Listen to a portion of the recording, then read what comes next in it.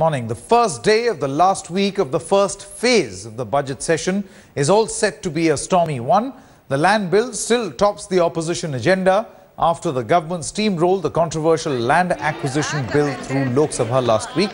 The opposition is putting up several barricades in the Rajya Sabha. A relentless Congress has planned a slew of protests inside and outside Parliament.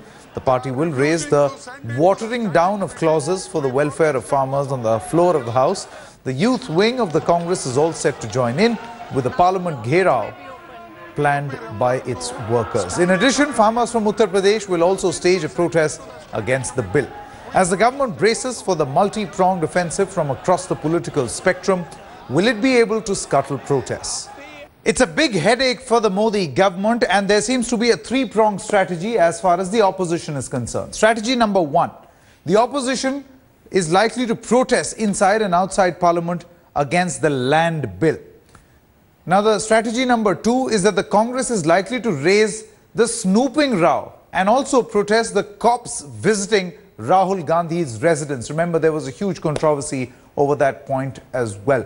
And strategy number three of the three-pronged strategy, the Samajwadi Party, the All India Trinamool Congress and others are expected to raise farmers' suicide and inflation as their major issues in Parliament. So the headache really not over as far as the Modi government is concerned.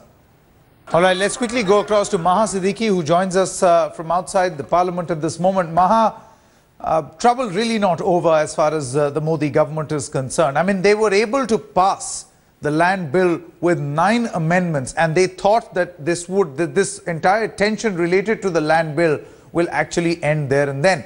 But that's not really the case.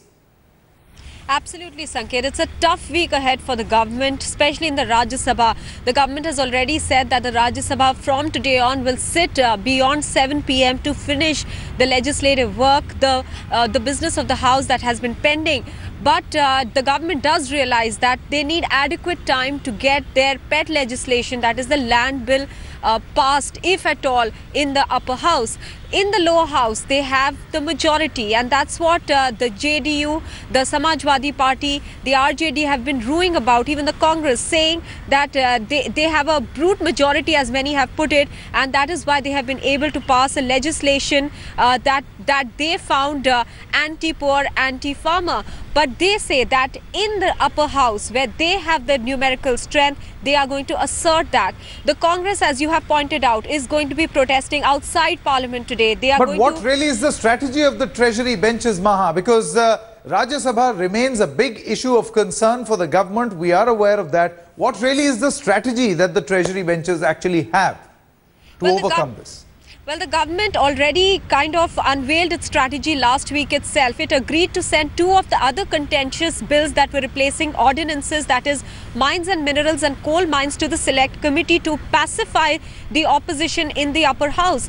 And the opposition in the upper house now feels that if they are not able to actually stall the bill, if there are some parties that might go towards the government side, they will at least try and push even the land bill to be sent to the select committee. As of now, this is the strategy. They feel that because the government has relented on 2 other important bills over that issue, they might agree to sending this bill to the select committee as well. Let me tell you, Sanket, that the 2 bills that have been sent to the select committee, they are going to be giving their recommendations by the 18th, which is Wednesday. And perhaps the government is waiting to see how the House reacts to those 2 bills before bringing in the land bill in the upper house. So clearly, the government does have a couple of more days to get its strategy together, to see which are the parties which perhaps may be fence sitters and may come on their side, so that they also have the numbers to be able to at least, if not corner the opposition